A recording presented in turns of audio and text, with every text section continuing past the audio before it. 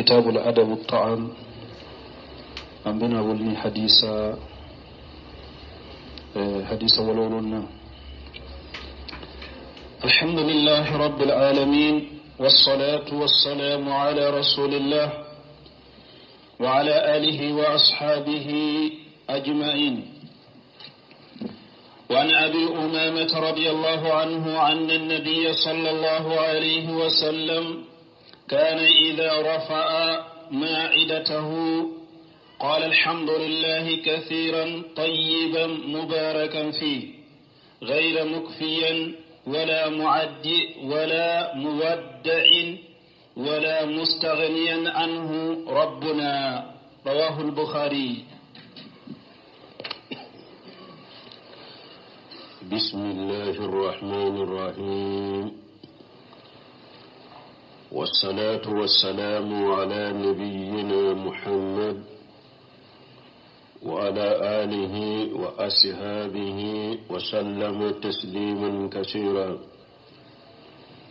سبحانك لا علم لنا إلا ما علمتنا إنك أنت العليم الحكيم. أستغفر الله الذي لا إله إلا هو الحي القيوم وأتوب إليه. اللهم انفعنا بما علمتنا وعلمنا ما ينفعنا وزدنا علما. بيتني سوء هجرية باكلة أني كمناني أني بيناني أني سبا شهر الجمادى الأولى من هجرة سانكالو دورنا بسونيو بسباناي ميلاد نصارى كجاتي بافولا نمغاني سبا بافولا أني مغا أني فلا سانكالو فلو بسونيو وسباناي. ambe bako jikurni gorofula masjid salamu kono darsu be imam an-nawawi rahimahullah aka kitabu kono riyadus salihin bonna min nabe kuma dumuni adabuna jogowka. وعن أبي أمامة رضي الله عنه أن النبي صلى الله عليه وسلم كارثة من أبي أمامة ملك جيك بواما كنا بنيما كسين النيمة باكا كان إجارة فمائدته وچيدين تنكرا ناي دموني باننو بافي كاكا دموني منانتا كتاناي. قال الحمد لله كثيرا طيبا مبارك فيه. چيدين بافو tanu be alaye, tanu min kacha kosobe, tanu min kani, tanu min hera kacha, tanu min ni hera ni barika bala. Qaira mukfi anteseka alas hara, wala muwaddai anteseka tanu min toifana, wala mustaghna anhu rabbuna antiri ala mogosi teseka kariya kabwa mafana. danfen kera chogo imako be alala alade makote danfen la. ya ayyuhan nasu antum fuqara ila allah. hada madau be hatagilembe alala mugo site ni be se degere do ma a koshi sakara samma koshi talala ote danfen alade makote danfen na me danfen site ni mako be se kabo alala. dan fenti ni be ka kari kabo alala ni hadisa buhari hadisa imbo hadisa fulani faraka. وعن معاذ ابن أنس رضي الله عنه قال قال رسول الله صلى الله عليه وسلم من أكل طعاما فقال الحمد لله الذي أطعمني هذا ورزقنيه من غير حول مني غفر له ما تقدم من ذنبه. رواه أبو داود والترمذي وقال حديث حسن. وأن معاذ بن أنس رضي الله عنه قال سمنا معاذ بن أنس ملك جيك بوما قال رسول الله صلى الله عليه وسلم من أكل الطعام ko ciden ko kisini nema baka ni mo min yedumuni du fa qala alhamdulillah alladhi at'amani haja wa raja'anihi min ghairi hawli minni wala quwwati ko ciden ko ni mo min yedumuni du iko tanube alaye masan min yella dumuni nin dumuni na masan min garjabe nin dumuni na kasoro ne ka lahalasite min khayri hawlin minni kasoro ne ka lahalasite ne ka yelemasite wala quwwatin ka fangate mana ne ka ferete ne ka fangate ni mo min yedumuni ke yemin do fo kufira lahum ma taqaddama min jambihi i junubu mise munun ke sani nin dumunin ka ke ko ala bu ya faye arisa abu dauda ya bu ani turmiji ako hadisan kani ni hadisan munun fulen ni nunu ni dalulawiye ko ni hada maden ni ye dumuni ke ala tanu musamin kurtalenu ikafa alhamdulillah ati amanihi min khayri hawli minni min khayri hawli wala quwwati tanuge alaye masammi nyinne la dumuni na ninka ferete nka fangate laula anna allah ta'ala yassara laka hajata ma hasala laka hada madinde dumuni mindu ni ala tumma dumuni nogoya itese kaso kama qala ta'ala kun ala ya fuchuguni afaraytum ma taharusuna ala ko yin kibariya aw be seneke fe munu sene antum tajraunaha am nahnu jariun yala aw de yeseneke law yewa ubenne ala de seneke lay seneke law aw be seneke fe munu se aw de yeseneke law be ala de seneke lay ala de seneke lay wada ta ko لو نشاء لجعلناه ختاما فجعلتم تفكهون ناتو من الاجيا يكا سنك في ابولن كو في مبا بيجا يبن لبا كيتو فرفرا نيغونا إنا لمغرمون نيربا فاء ام پردلا بل نحن مغرمون پرد درون تيرده انكم انتيا يرده دو نيا يرام masa ala de yesene kala yokoy munum bu disi gosi muso tese ka hijabu ko mbe bara de lambe sene de la sungalo tese kasu ko mbe bara de lambe sene de la farla salli duru tese ka salla chogola kambe bara de lambe sene de la dima se ka salla chogola ko mbe bara ka mbe sene de la dina kalan tese ka ke ko mbe bara ka ambe sene de la ala ko de sene kala ubenne ala de sene kala ha ala de senekela edi shi fanga ni ka disiminka ani ka fere mununka ala ko ni eye senekeo eye no kisendo dugu jukura abora afalela na tungera ni ala imba beja ibe sega mumbola ibe labare dro kitebe farafara nyo na ampere bila hari nyewa nyo munundo dugu jukura mungo na soro ampere bila irede ayin kumantira irede fal insan هذا مدين لولا أن الله يسر له تعالى من حين أن يبجر ثم ينبت ثم يحسن ما يهدر إليه وما يتهن هذا مدين ni ala tuma nogoya dumuni nogoya kabalu nogoya depuis wakati mi yi ka nyo kise do dugu jukoro fo kata ala ka fale fo kati ika atige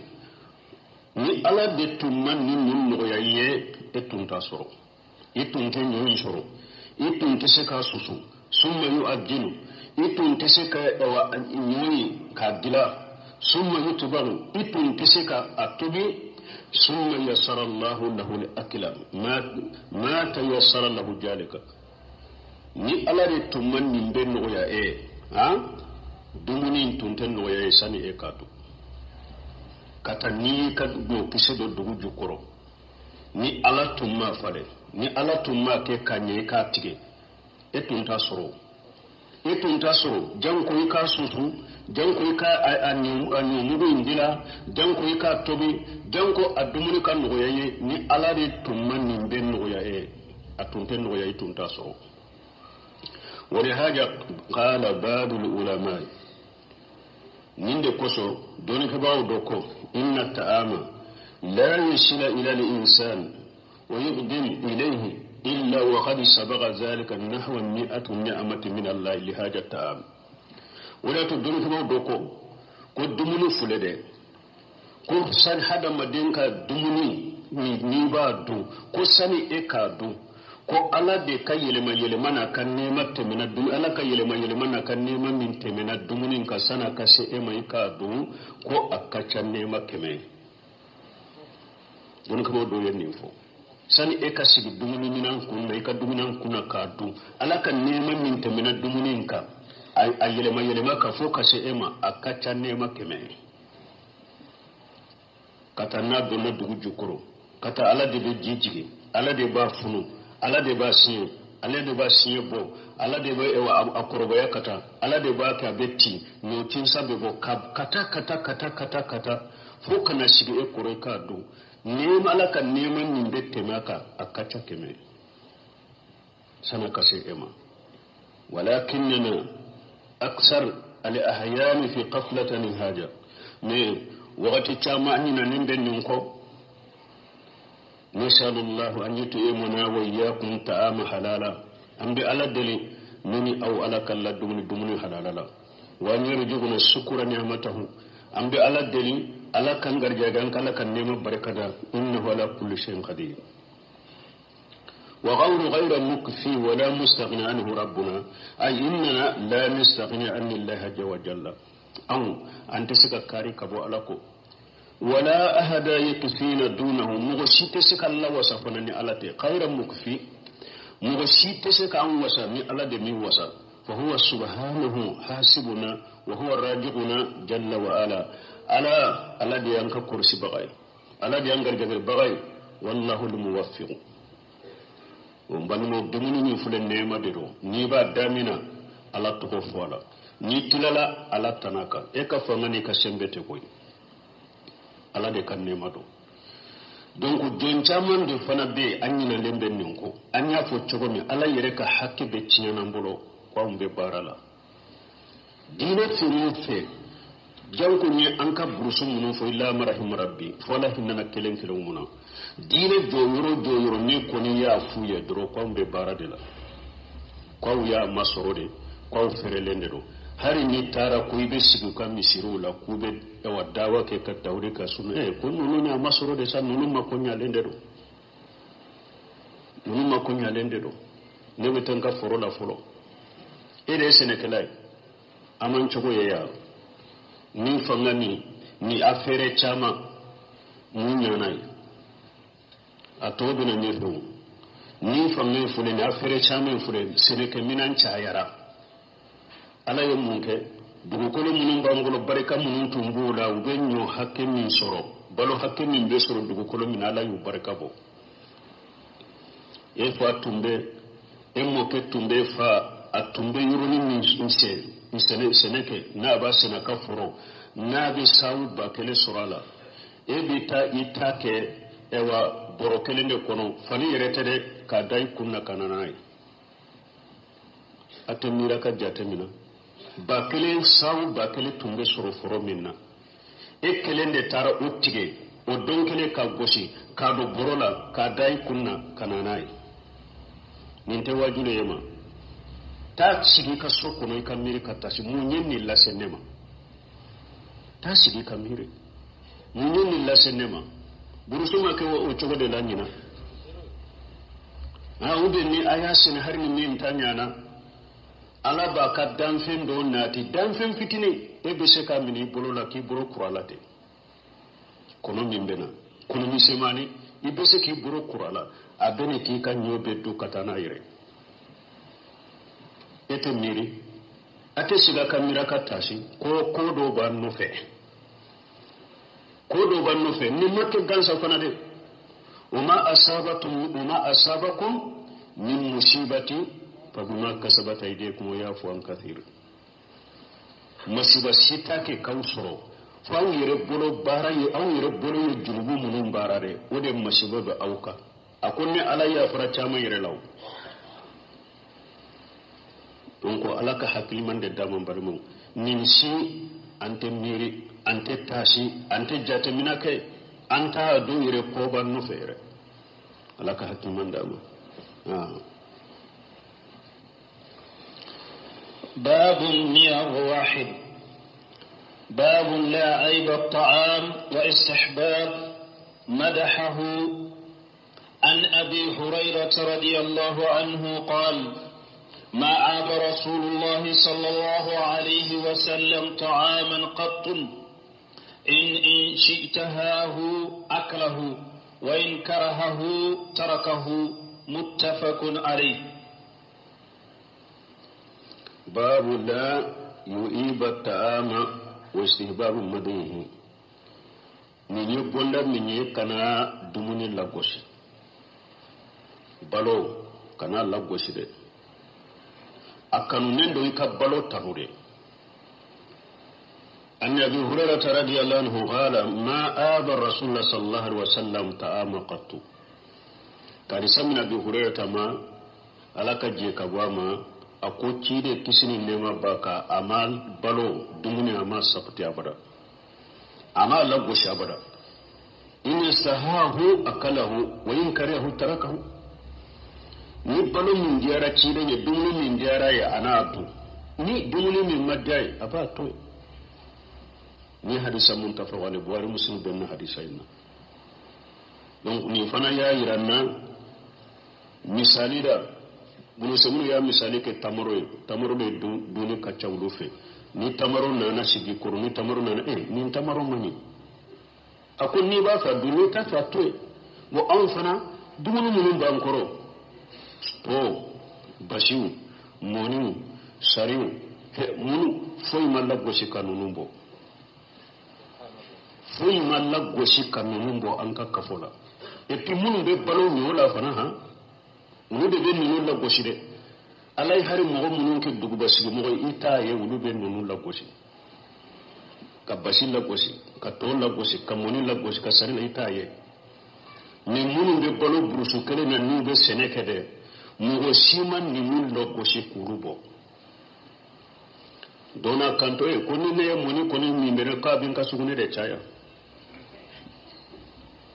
dona kanto hari mekata e wajifile fadila kana kausan ka sarimi ni sarimi jonye uko to makomu ko baddi korabado bononi ne burusu ye to wedo de la bononi ne ko basima ko arakali min bedi bagawma ubode fo basima ala te bagam gola ko ni wulu yayi wulu makoto nyola ala yum munke ore tun kwa tobena tuma min nyu sera wulu ye nyu sede kono min te pu wulu ye nyu se kabapu asera aseyorola eyo ala ko komi au ko te basife au ko ate sarife au ko ate trofe au ye nyu la gosi ne ka damfe munum makobe nyola abu ci kana ubena nyu indu betanu yere ubadu be tanu yere hari tumamu ye gasi cila uni marafa cila wule ka tuma utara ko ante saka marafa cinu ya laka uma ya lamu junuda rabbika illahu ulu kala naw har numa e wa arabun kala madina kala ulu yedo kala jiya ko law alaka kele boro dobe ni ko ibo kele yere be tola ulu ka gasi ulu ka tompu utara ko gasi te mintanye ube fen kala maw nunu muna gansa koy ni sapote ni balo sapote ni mbambolo de wode ni la sama fanka sabali anka sagan ko awte foy sene awte balo foy la ni feunta ata akera wulu fana la gosi bagay akera tugodi sanji tena tugola ni hari sanji mana tugola ni fitini munu sorola ala be kono bulula el yoro munun te ni wala gosi ni kuma sugute yoro mununa esika kono imbetay kono matayo nin kuma sugu yoro munum man nin kuma sugu fo nin kuma sugu to bolo kono tetayo aw munum be nin nade kono sango sawbawde kay kata beddu tawbetu ne yere faka saga kode kide sallallahu alaihi wasallam ni dumuni sigira koro dumuni min kada ye abawdu na manda ye abato na la gosili ana la gosili kata dumuni ma afuleya adabutede ko jugu bele ba me bunu simu rahimahullah akos ko sugu dobe akote dumuni la gosila de mana dumuni fule ewa kogo de temena dumuni ka una na sigi koro iku ka dembaya ma dumuni tobele kana abi dumuni kogo cha yara de akon ninte dumuni la gosili ima balu la gosili ni i dumuni dilambaga de la gosi kabila sira ni la gosili tara dumuni dilambaga de la ube bi dumuni ka foronto cha yara de ube bi dumuni ka kala ha ana na dumuni kala mande sigan koro akon nunte dumuni la gosili nunte jimmi lebuliye ni yede ka tobli kala hakili jigi abese ka janto dumuni tobi chokola chokomi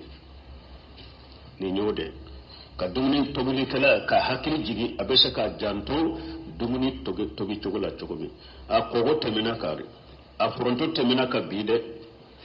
bi kogo masoro ko kogo te dumuni nade ube bi ay na dumuni kala sigan koro nunte dumuni lebuliye ni ne dumuni tobili kala de lebuliya ni kabila sira pour aka janto dumuni dilan chokola ka dila kanye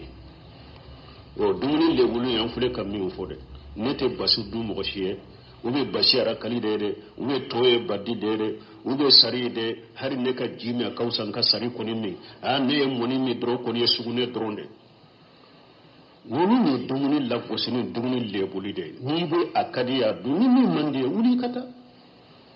o de tiden ka sunna sallallahu alaihi wasallam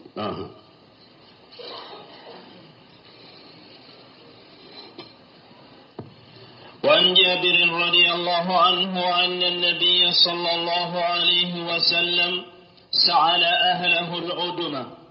فقالوا ما عندنا إلا خل فدعا به فجعل يأكل ويقول نعم العدم الخل نعم العدم الخل رواه مسلم. أن جابر رضي الله عنه كارسنا جابر ملك جيكابواما أن النبي صلى الله عليه وسلم wala kan na kisini nema baka sala ahlahu al-udima ko cide dondola aye aka mogo nyinin ka demba ya nyinin ka na dola na bishika do dumuni dola kadu faqalu ma indana illa khallu ko cide ma fen tambolo ere na ma fen site ambolo ya ni khallu te khallu ye munye ube tamaro do jila tamaro ka do jikono ni tamaro nyigina jikono aba ka damu ke jila barabu tumbo ke donku beto ka buru tige ka aywas ashuru kono ka do ube buru tige ka do akono ka to ka do kallu ye ode ube tamaro de do jikono be nyiga kono aba ka damu ke jina ibeto ka buru sora kono ka bo ka do ko fe morete no te de tamaro ko ni nyigira jini no ode be ode to e kallu fada bihi cidon ko ayna no ke ayna nanai fajala ya akul cidon tunkara bake ka dumnika bake ka buru tige ka do o tamaro jinna ka du o ya gura ba fo fana ni amal udumin alqallu ako qallu yanama fi mai ha nani ma qallu yanani mai ko qallu nani man de do ni amal udum alqallu qallu yanani man de ko mana tamaru jimi fulani nye nani mande do muslimu hadisa yumbo hadisa yimbu ngiranna kadumuni tanu ni hadisa yode da kadumuni tanu aye jabiru ka hadisa aya afo ola kido sallallahu alaihi wasallam aya qallu aya tanu wa hada sana wala ta'am kido fule kam min kete ni de kadumuni katanu لأن القل وإن كان السراب يشرب أكو هرمي قلون كيرا مي فند النابي مي بس ينكوني تمرين ميا نيجي كنوبا فود ما قلو لكن السراب يسمى تآما مي في أبين ولي قدمني قال الله تعالى فمن شرب منه فليس مني ومن لم يطعمه فإنه مني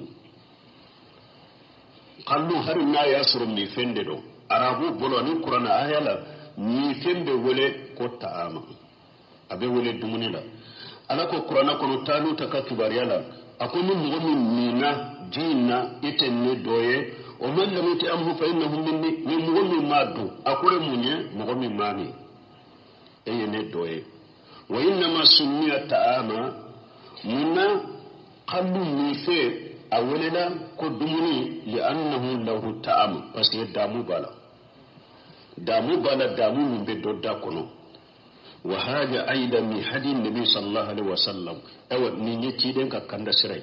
kisini ne baka annahu jaa jabahu ta'am asna alayhi ni dumuni min diara cidene abatanu wa kadhalika masala law usnati ala alqubuji misali la niyet wa burutanu kuntu ni amalu qubuju fulan ni ko karasa akaburu kanide wa masbah zalika ani mununa ni wono mununi dumuni tanuni de fa haja aida min sunnati rasulullah sallallahu alaihi wasallam nin fana tuguni ni nyeci den ka sunna kisiri ne mabaka nin bonda ay sunna fula ay dumi adabu fula surala anye joli surala fula folo kana dumuni lew kana dumuni lagosi na diariye adu na ma diaye kana lagosi atoy ninte folo adabu fulana dumuni adabu fulana ni bonda kono ka dumuni tanu ni min diaraye atanu ni dumuni min diaraye atanu ni mburu kanyi koy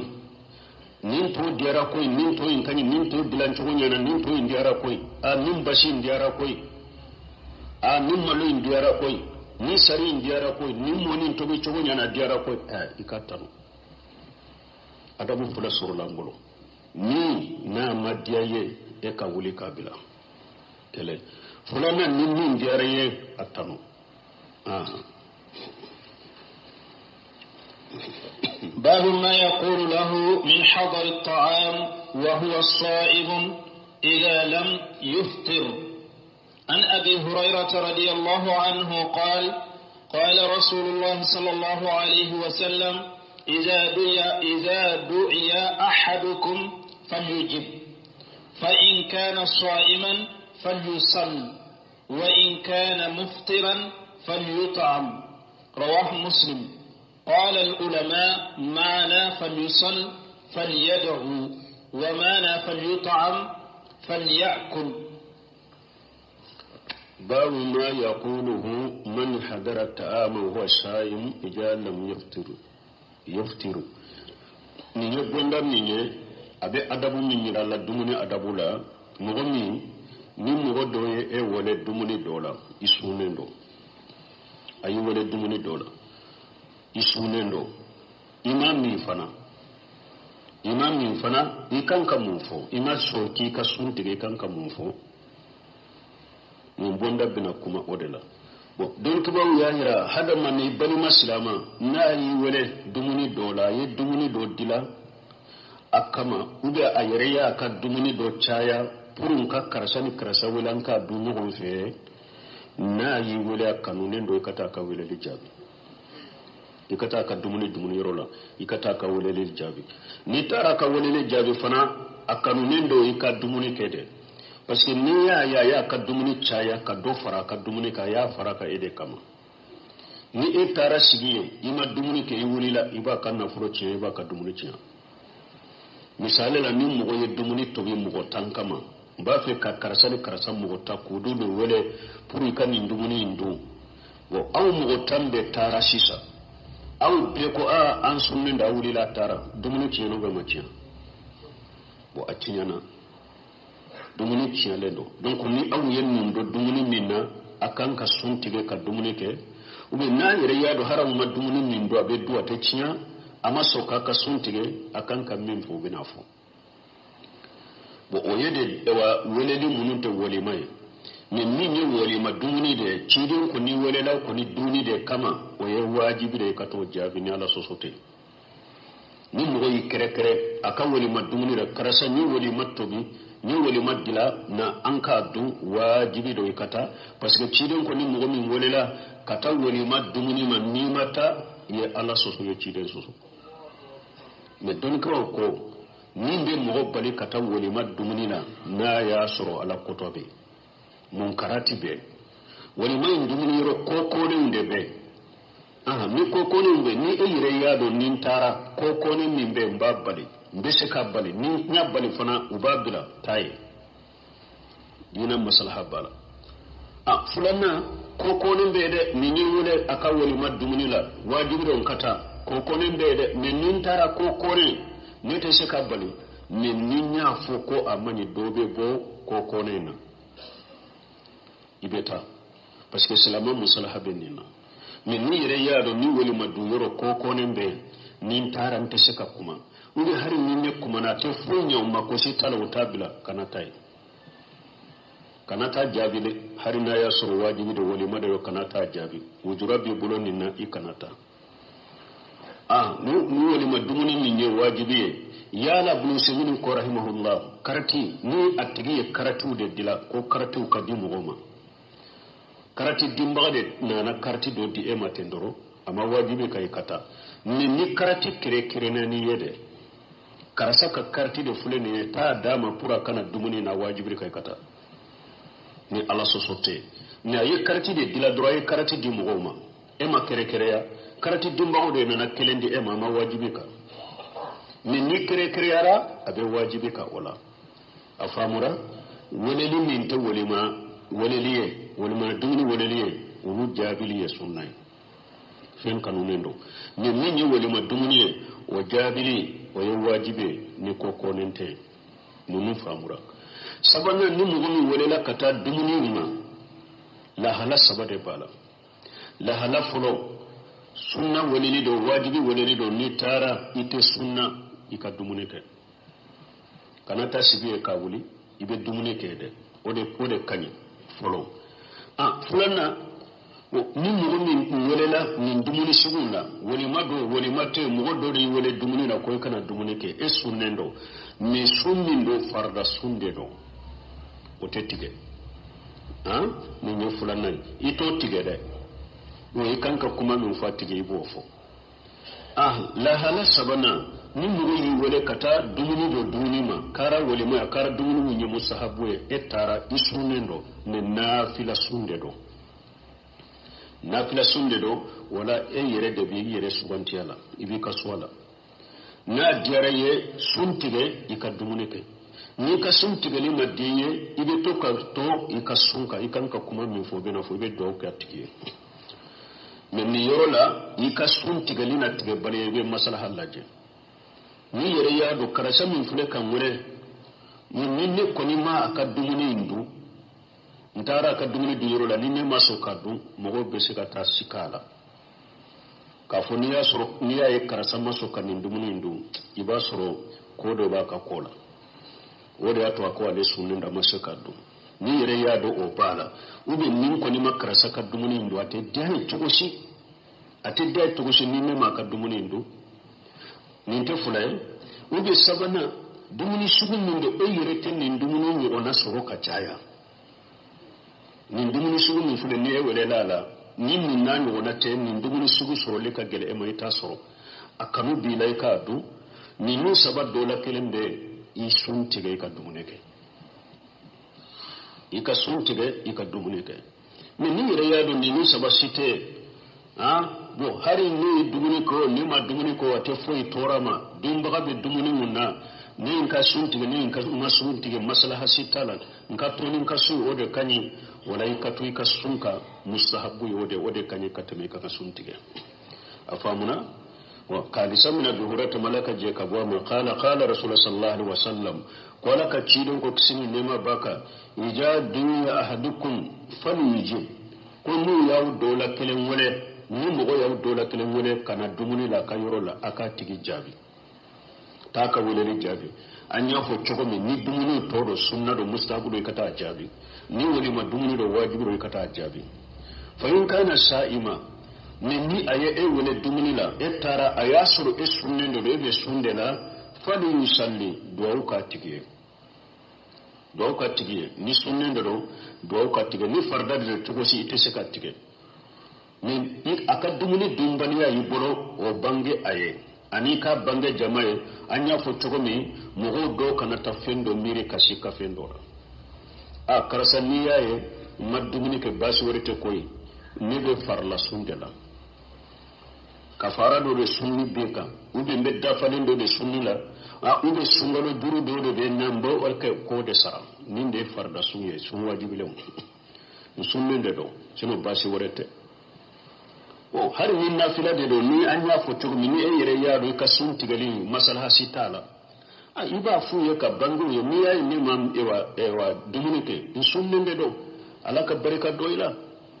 alaka baraka do kan na folola alati sara ibe do kai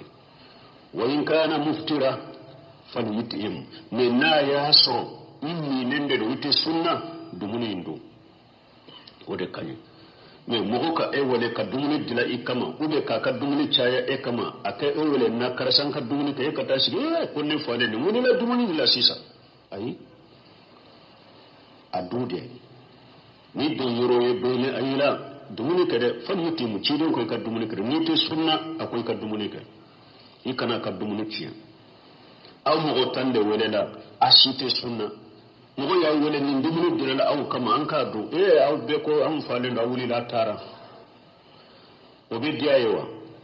akam na furu be ciya ka dumuni be ciya na te sunna ay dumuni ka na be sunna sunnin te siga tige ube sunnin tige ni maslaha ta tige lila aka do kai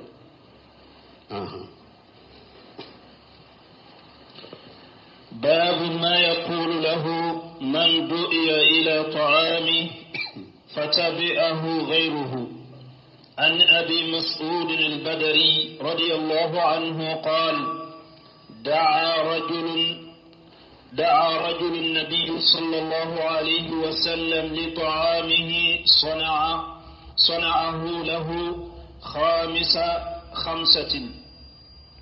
فتبعه رجل فلما بلغ الباب قال النبي صلى الله عليه وسلم إن هذا تبعنا فإن شئت إن أذن له وإن شئت رجع.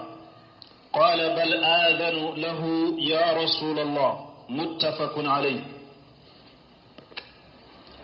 باب ما يقوله من دعي إلى الطعام فاتبعه خيره. ni bonda min fane dumuni adabula mogomi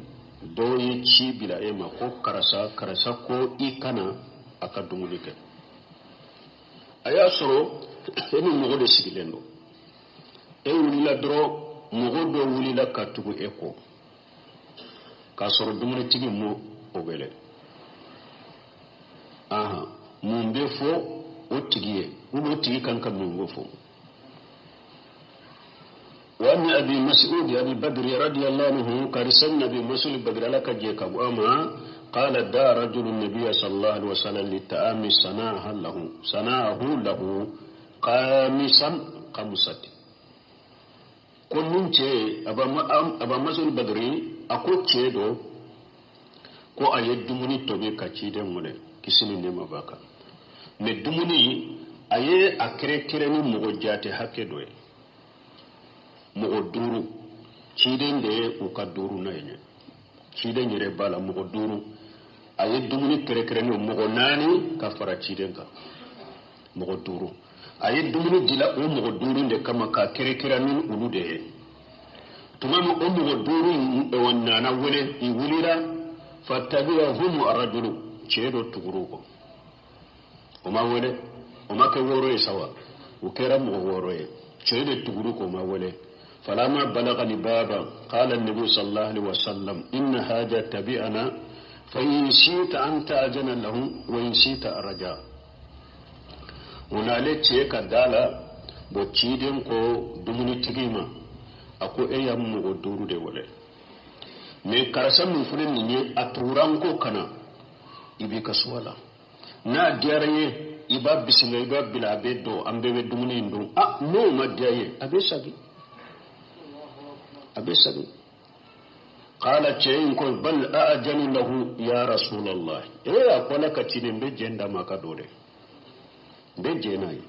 mbe jena ya ka do da ka dumuni ke muntafaqu alayh wa muslim benna hadisaina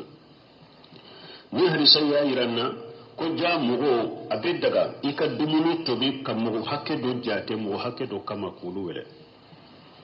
ika dumuni dun to abas abe daga ika a jate ke mugo hakke do ye parce que be saka mugo soro mugo minni qalilu jatil yaddi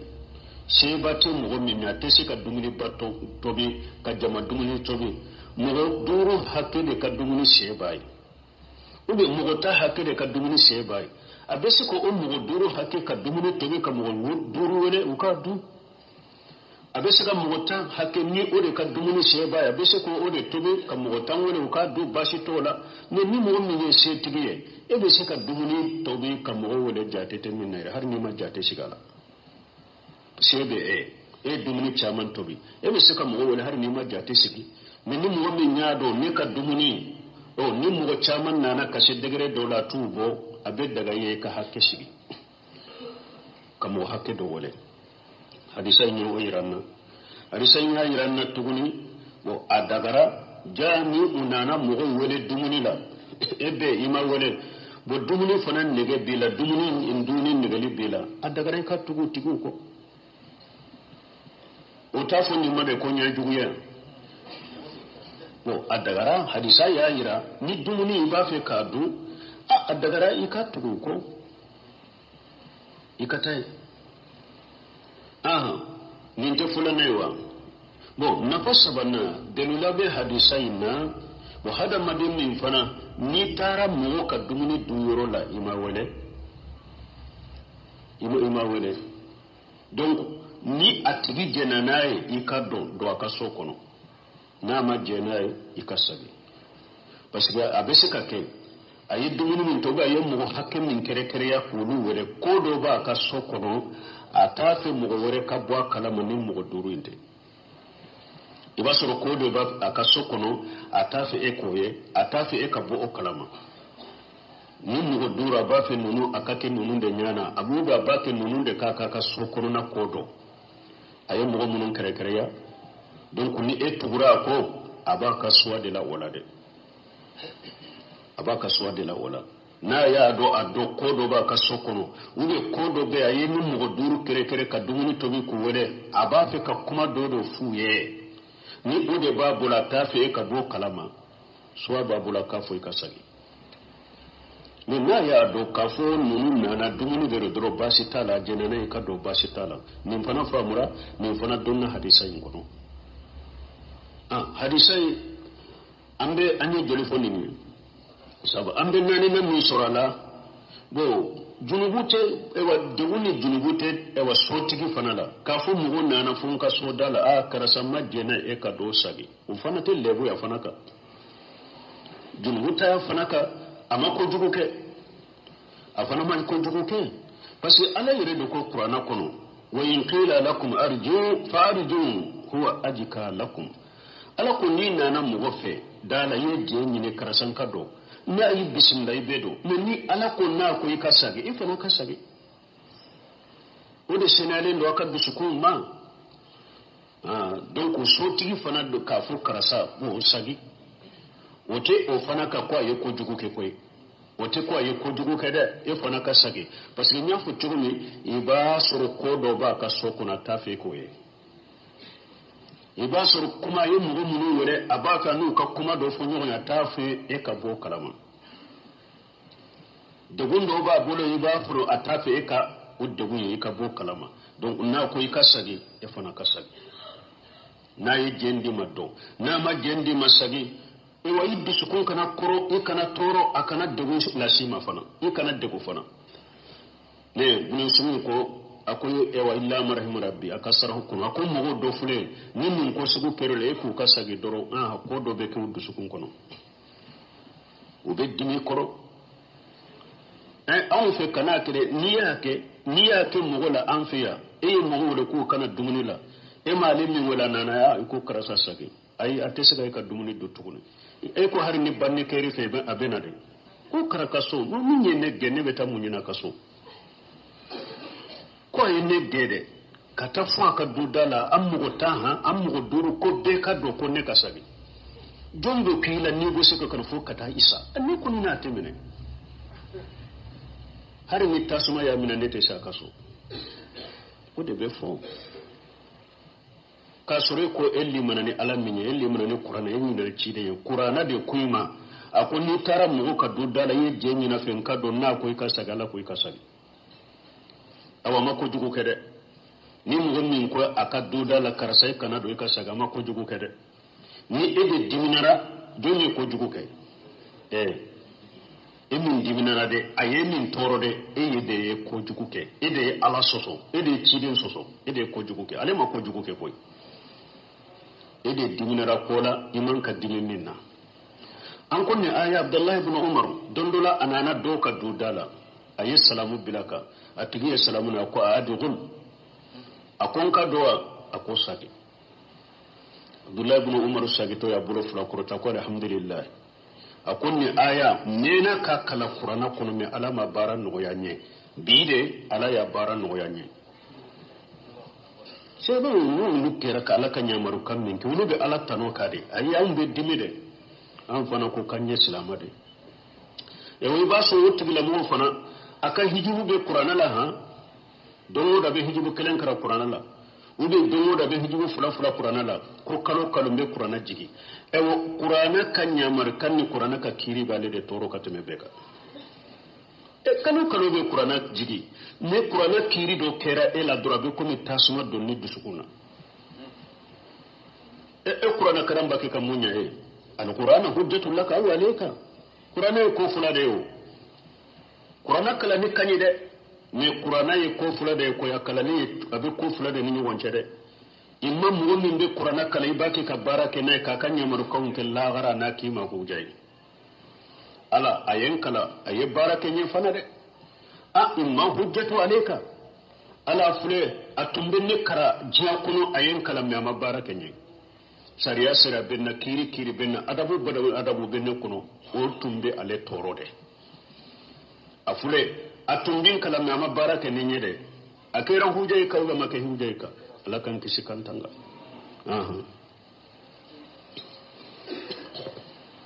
باب أكل مما يليه ووعظه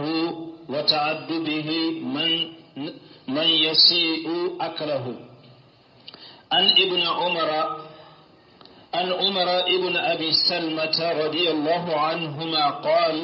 كنت غلاما في حجر رسول الله صلى الله عليه وسلم وكانت يدي تتيش في صفحتي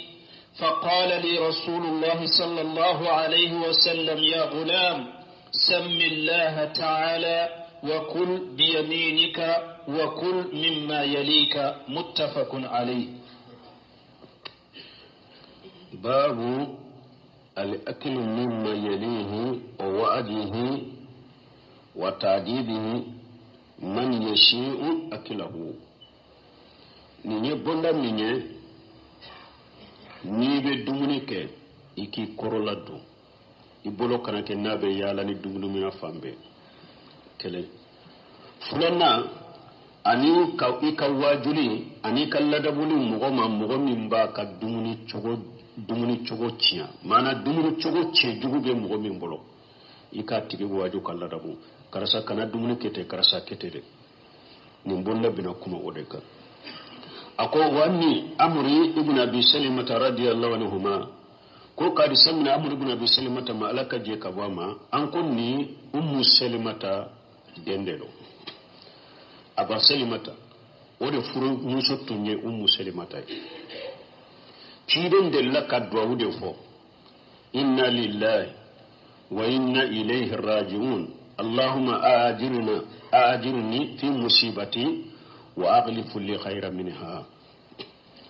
ciden della kanin do fo ummu salimata nin do me ciden na ya durshi